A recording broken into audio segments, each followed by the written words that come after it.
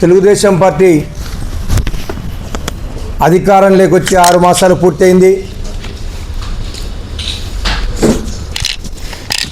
తెలుగుదేశం ప్రభుత్వ అప్రజాస్వామిక విధానాలు, ప్రజాకంటక విధానాలు ఈరోజు ప్రజలను అన్ని రకాలుగా ఇబ్బంది పెడుతున్న తీరుతెన్నులను మనం చూస్తూ ఉన్నాం. జగన్మోహన్ రెడ్డి గారి సమున్నత నాయకత్వంలో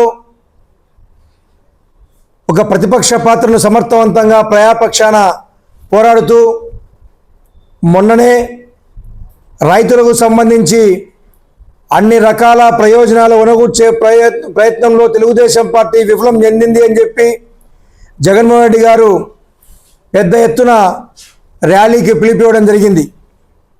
మరి అటువంటి ప్రయత్నంలో భాగంగా రాష్ట్ర వ్యాప్తంగా అన్ని జిల్లా కేంద్రాలలో పెద్ద ఎత్తున ఈ ర్యాలీ విజయవంతం కావడం ద్వారా స్పష్టంగా అర్థమవుతోంది, జగన్మోహన్ రెడ్డి ఏదైతే తన ప్రజా పోరు యాత్రను ఎంచుకున్నాడో, పోరు బాటను ఎంచుకున్నాడో అది విజయవంతమైంది.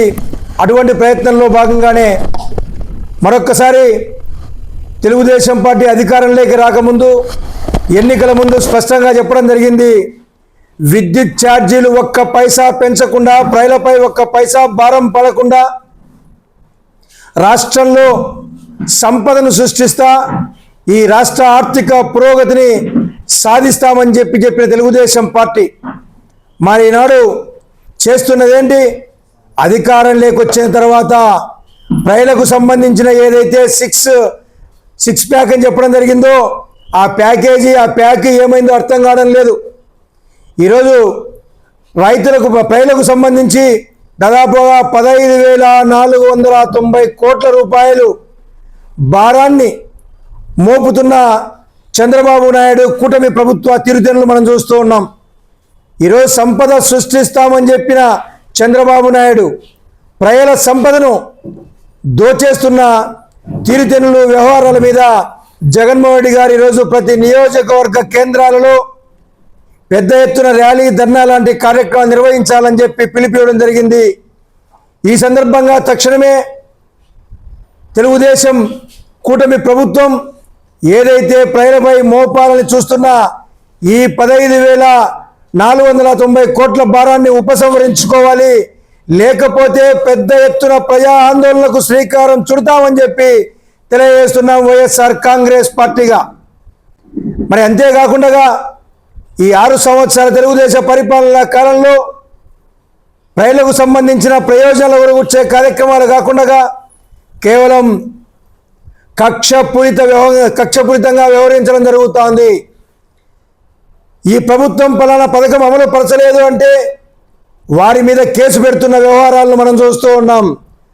3rd డిగ్రీ కూడా వాళ్ళ మీద వ్యవహరిస్తూ మానసికంగా కృంగదీసి ప్రజాస్వామిక విలువలను తుంగలో కొడుతున్న వ్యవహారాలని చూస్తున్నాం తెలుగుదేశం ప్రభుత్వం, కూటమి ప్రభుత్వం. మరి ఈరోజు మేము ప్రజాపక్షాన ఏ రకమైన పోరాటాలకైనా త్యాగాలకైనా వైఎస్ఆర్ కాంగ్రెస్ పార్టీగా మేము సిద్ధంగా ఉన్నాం. తెలుగుదేశం పార్టీ పెట్టే ఏ రకమైన హింసాత్మక సంఘటన భరించేందుకు సిద్ధంగా ఉన్నాం.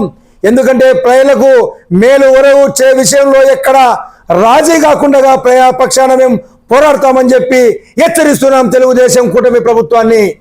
అనంతపూర్ నగరంలో పాతూరులోని బ్రహ్మంగాది గుడి నుంచి ర్యాలీ మొదలై Gandhi Bazaar 1 town police station మీదుగా అలాగే పాతూరులో ఉన్న పవర్ స్టేషన్ దగ్గర పెద్ద ఎత్తున ధర్నా లాంటి కార్యక్రమాలు, వినతి పత్రం ఇవ్వడం జరుగుతుంది సూపరింటెండెంట్ ఇంజనీర్కు.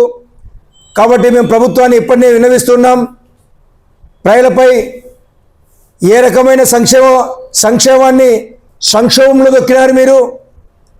మరి అదేవిధంగా ప్రజలకు కొనుగోలే ఏ ఒక్క ప్రయోజనాన్ని కూడా ప్రజలకు అందించలేకపోయారు. రైతుల ప్రయోజనాలు తొంగలు ఎక్కారు. మరి ప్రతి ఇంటికి భారం మోపే విద్యుత్ ఛార్జీల విషయంలో కూడా మీరు ఈ రకంగా ముందుకు పోతే గతంలో ఏదైతే తెలుగుదేశం ప్రభుత్వం ఇదే విద్యుత్ ఇష్యూలో 100 రోజులు పెద్ద ఎత్తున ఒక ఆర్థిక అంశం మీద భారతదేశ రాజకీయ చరిత్రలో 100 రోజులు ఆందోళన కొనసాగింది అంటే అదో తెలుగుదేశం పార్టీ ఇలాంటి విద్యుత్ ఉద్యమంలోనే కొనసాగింది. మరొక్కరాని ఇది పునరావృతం కాకుండా చూసుకోవాలని చెప్పి తెలుగుదేశం పార్టీని హెచ్చరిస్తున్నాం.